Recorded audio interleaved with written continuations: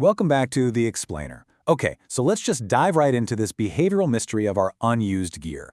Today we're going to be unpacking the fascinating and, honestly, deeply common psychology of abandoned ambition.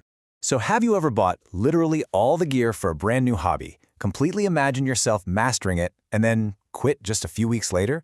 Look, we have all been there. You can probably picture that highly relatable abandoned hobby graveyard sitting in the back of your closet right now, right? You know, the pristine running shoes, the untouched sketch pads, or maybe that super fancy pasta maker that is still just sitting in its box. Now, to anyone else looking at that closet, it might just seem like you lack discipline, but psychology actually says your mind has a much deeper reason. This isn't a failure of willpower, and it absolutely doesn't mean you're lazy. There is a deeply ingrained cognitive process at play here, and understanding it completely absolves that guilt and really changes the narrative around why we do this. Let's look at Section 1, the illusion of completion, the psychological blueprint. Consider this quote: "Your brain confuses thinking with progress." I mean, that is a massive aha moment right there. In psychology, it turns out that simply imagining your own success gives the brain a powerful but entirely false sense of achievement. Just by daydreaming about crossing that finish line, you're chemically rewarding yourself before you've even taken a single real step. Now, what's really interesting is that this quirky habit actually has an official term, the illusion of completion. Because your brain releases a hit of satisfaction just from imagining the success, or honestly, even just unboxing the new gear, it drastically reduces your urgency to actually take action. Basically, the dream itself provides the biochemical reward you were seeking in the first place. Crazy, right? Let's break down how this operates on a highly predictable cycle. Step 1. You imagine making perfect handmade ravioli. Step 2. You buy that expensive pasta maker. Step 3. Your brain feels this immediate rush of satisfaction. And then, Step 4, you lose all urgency. Buying the supplies literally robbed you of the drive to do the hard work.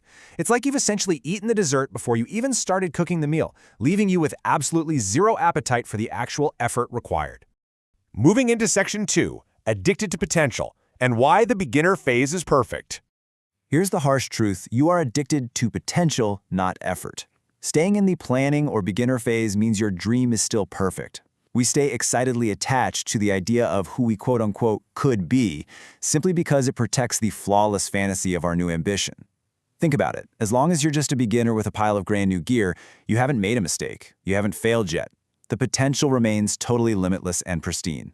Notice the stark contrast we've got here. On the left side, you have the perfect dream. It's exciting, shiny, full of limitless potential. But then on the right, you have real progress. And real progress is, well, it's often slow, it's uncomfortable, and it requires a lot of repetitive effort. Your mind naturally clings to that fantasy on the left because, quite frankly, it feels significantly better than enduring the frustrating, messy work required on the right. Let's wrap this up with Section 3, reframing your ambitions and seeing behavior differently. So the crucial takeaway here is that once you understand these hidden patterns, you fundamentally shift how you perceive yourself. You aren't lazy. You are simply human, operating on a very specific psychological blueprint. So moving forward, acknowledge the illusion of completion when it's happening. Recognize that sudden rush of satisfaction when you hit add to cart for what it truly is, an addiction to potential. By understanding this, you strip away the guilt and you can actually stop your brain from tricking you into taking the easy way out. I want to leave you with this final provocative thought. Now that you know the psychological blueprint, how will this change the way you view your next big idea? Next time you're tempted to buy all the gear for a new hobby, are you going to fall for the illusion, or will you embrace the messy, uncomfortable effort of real progress? Make sure to subscribe for more explainers just like this one, because understanding the mind is always the first step to mastering it. Thanks so much for joining me today.